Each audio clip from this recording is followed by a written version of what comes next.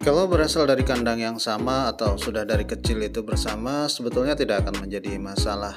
Namun biasanya yang perlu sedikit penanganan itu kalau dari kecil sudah tidak bersama dalam satu kandang rawatan, atau mungkin misalnya ya katakanlah itu berbeda jauh usianya atau dari kelompok koloni yang berbeda, berasal dari kandang yang berbeda, alias indukan tersebut mungkin baru saja kita datangkan dari tempat yang lain. Itu yang biasanya memicu konflik untuk saling memperebutkan siapa yang paling dominan.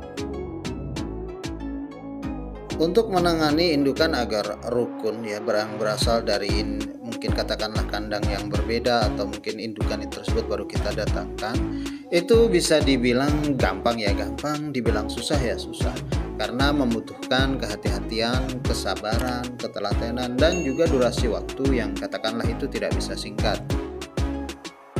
Tidak bisa penanganannya itu serta-merta kita paksakan, karena bisa membuat indukan itu pada akhirnya stres dan malah akhirnya itu tidak mau kawin dan bertelur, meski sebelumnya indukan tersebut di kandang yang lama itu sudah pernah bertelur.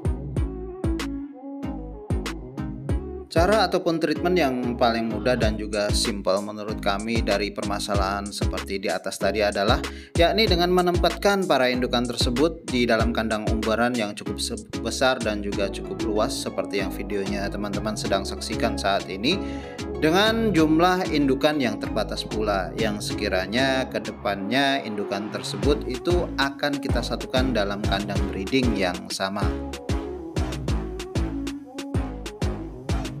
Cara ataupun treatment yang kedua ini apabila teman-teman tidak mempunyai kandang umbaran yang cukup besar dan juga cukup luas, yakni adalah dengan menempatkan indukan dalam kandang yang berbeda, entah itu satu ataupun dua indukan atau tiga indukan dan seterusnya.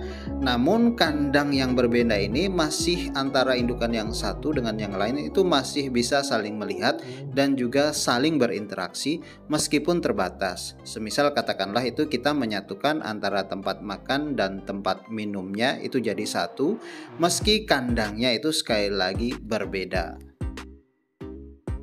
Cara ataupun treatment ini juga dibarengi dengan memandikan indukan, ya katakanlah minimal itu 2-3 kali dalam seminggu, dimana memandikannya ini sampai benar-benar basah dan juga sampai benar-benar dingin, lalu kita jemur dalam kandang jemur yang sama.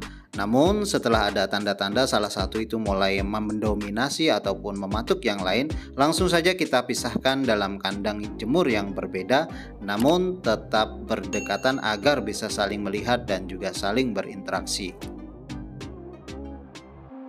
Berikanlah ransum pakan yang baik dan selalu ditakar atau dibatasi agar indukan itu tidak mengalami kegemukan. Karena sekali lagi proses merukunkan indukan yang berbeda atau yang berasal dari kandang yang berbeda atau terah yang berbeda itu sekali lagi membutuhkan proses dan waktu yang tidak singkat. Plus juga karena indukan yang mengalami kegemukan itu nanti bisa berakibat membuat indukan itu susah untuk bertelurnya. Untuk air minum itu selalu di-los atau tidak kita batasi, dan sebaiknya sekedar saran itu selalu dicampur dengan multivitamin anti stres guna meminimalisir resiko stres pada indukan seperti misalnya itu Vitastres, kemudian AD Breeder, Super Broody dan lain sebagainya yang bisa saja dengan mudah kita jumpai di poultry shop terdekat ataupun bisa ya mungkin secara online ataupun offline. Lakukanlah cara atau treatment di atas itu secara konsisten agar proses penyatuan dan merukunkan indukan itu bisa berjalan dengan baik dan sekaligus bisa mempercepat prosesnya.